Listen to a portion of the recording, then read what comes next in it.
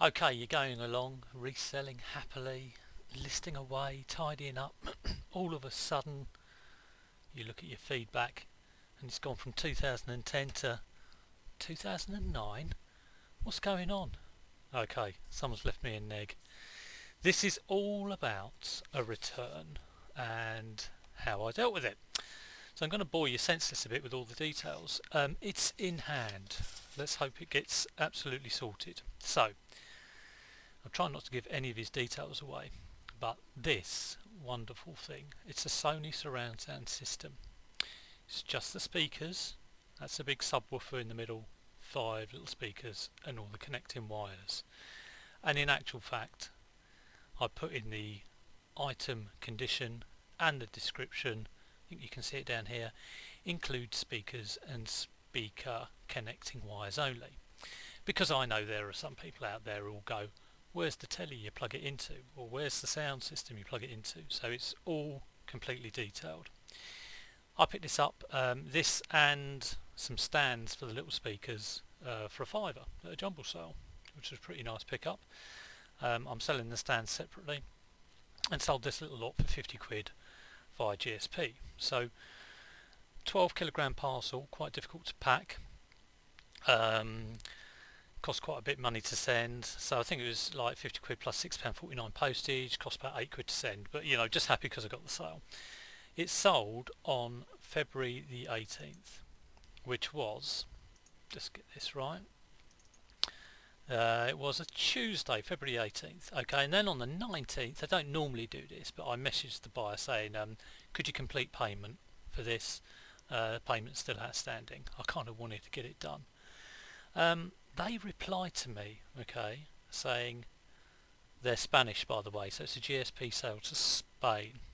They replied to me, I don't know whether to do a Spanish accent, how much is, this is gone through Google Translate, but how much is the power horn, or WA, wattage? So I take that to mean, how much is the power of the speaker? So horn, speaker, probably the same word. How much is the power horn, or WA? So I sent a message back on the 19th with all the spec. So they paid for it that day, I think, on the 19th. And then on the 21st, which is the Friday, it's on a 3-day dispatch, okay? So they paid for it on the 19th. I was planning to send it on the Monday, which is the 3rd day. So on the Friday, 2 days after I paid for it, they said, I was deducted from my account, not sent the article. So I replied back that day, about an hour later, thank you for your message. Item is on 3-day dispatch to be sent on Monday the 24th. All this is a preamble to the actual juicy bit, so bear with it, you know, don't thumbs down it yet. So anyway, on the 22nd, so the day after I sent that saying you're going to be dispatched on the 24th, he sent, what day will it be sent? I go on a trip on the March the 10th. So I thought, well, I'm not going to bother that because I've already told him I'm going to send it on Monday the 24th in the previous email. So here it comes. Monday the 24th, Monday morning. It is packaged up. It's taken me, like, I've not wanted to pack it, but I've eventually packed this thing. Packed it to death. It's in a big box. I'll go down to Hermes on Monday morning the 24th. He needs it by the 10th. More than enough time to get it there. There's like 17 days for it to get there. Probably get there in like a week and a half. Dispatched on Monday morning. Come home. Very, very pleased it's gone. Monday afternoon. Return request.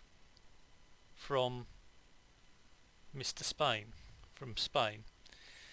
The return reason is changed mind. So I'm thinking, well, at least that's something, because he's liable for the postage on that. Haven't got to worry about it too much, but still a bit of a pain. So you know, I thought, well, this is going to be interesting. He's going to have to return a 12 kilogram parcel. I don't quite know how he's going to do that. It's going to cost him a lot of money.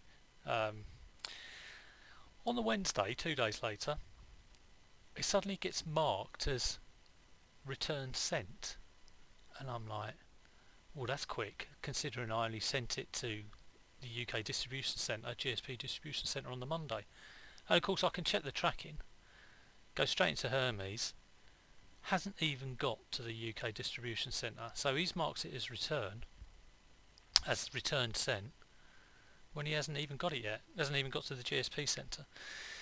So I rang eBay then and said, look, what's happened here? How can this be? It hasn't even got to the UK distribution centre. And they said, well, it could be that the GSP centre have picked up on the fact that it's been cancelled, and they've talked for a moment. I was on mute. God, that would have been a nightmare. That they've picked up the fact that it's been cancelled and they've put it back as a return to you. So just wait and see what happens. And I thought, okay, fair enough. That might be a possibility.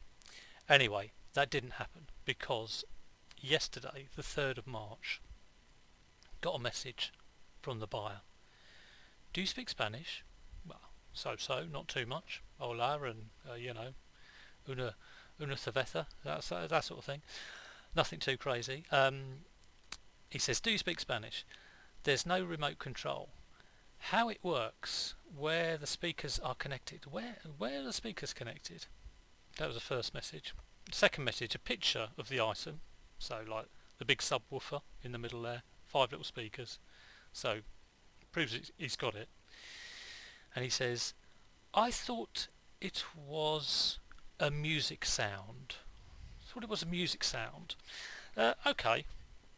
I think he thinks it was a music system. So like that big thing in the middle. It's not a subwoofer. It's some sort of CD player or tape. But it's not. It's a subwoofer. So that happens in the day. All these messages. And I'm like, okay, let's just think about this. I'm thinking, I think I'm still alright. He's put in the return. He's put it's changed mind. If he does want to return it, he's got it. He's still got to send it back. Wake up this morning. Oh no, it was last night actually. Last night, looking at me feedback score, 2009, should be 2010. He's given me a negative. He's called me a fraud. I am a fraud. I'm not a fraud. Anyway, so all a bit kind of like, rang eBay this morning. Just went through the facts like I've gone through them with you. First thing I did say, because normally you get put through to a sort of generic help desk, and if it is a return that you're dealing with, they will normally put you through to the returns desk. So I said to him, okay, I've got quite a complicated return. I can give you just the basic facts, and I phoned you a couple of days ago about it, but you might need to put me through to the return escalation. And they were all very sort of kind and said, yeah, we'll need to do that. So got through to the return escalation people, and they agree with everything that I've sort of gone through. The return has to run its course, and they've said, as he's marked it as returned, he would normally, you have to put tracking details on there when a buyer sends it back. The buyer has to put tracking details on, and as yet he hasn't done that. And I said, well, yeah, I doubt he's going to do that because he marked it as sent before he even got it, and now he's got it. So I do have to wait for that time to elapse where the return can be returned back. So that is the 14th. That's 10 days time. It's quite a bit of a wait, but that's fair enough. But the negative, eBay in the UK have sent a request over to eBay Spain advising them to remove the negative in 24 to 48 hours. So fingers crossed that will get removed. But these things always kind of like, get your brain.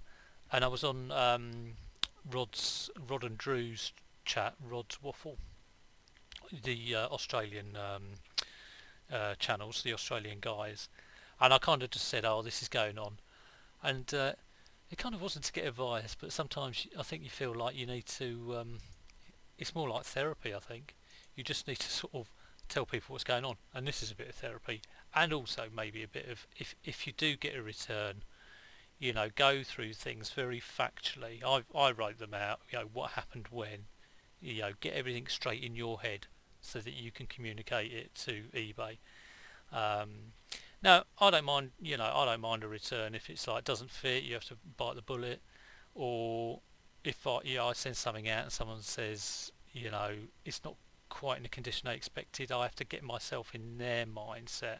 But when someone's bought something and they don't know what they're doing, then I don't have a lot of patience for it. Or if they're trying to pull a fast one, I don't have a lot of patience for it. And so it'd be interesting to see how this goes. I think I'm just going to get to the 14th. It'll be closed. It'll be escalated and closed in my favour, and that'll be it. But and importantly, hopefully in 2 days, my feedback will be put back to that neg will be taken out. But I'll let you know in my next video if that neg is taken out. But I thought I'd let you know all about that one. That's a interesting one, dealing with clueless buyer, dealing with negative feedback, dealing with return that hasn't been returned. These things do happen when you're reselling, but you deal with them, you sort them out, and you move on. And that's done. That's maybe took me about half an hour this morning, and a bit of chit chat on Rod and Drew's channel just for a bit of therapy. And now I'm going to forget about that, and I'm going to list some stuff, and that's it. Don't waste too much time on it. But I hope you found that interesting. If you did, stick a thumb. I never say stick a thumbs up. Stick a thumbs up. And if you're not subscribed, please subscribe. And have a great day. Take care, and I'll see you soon.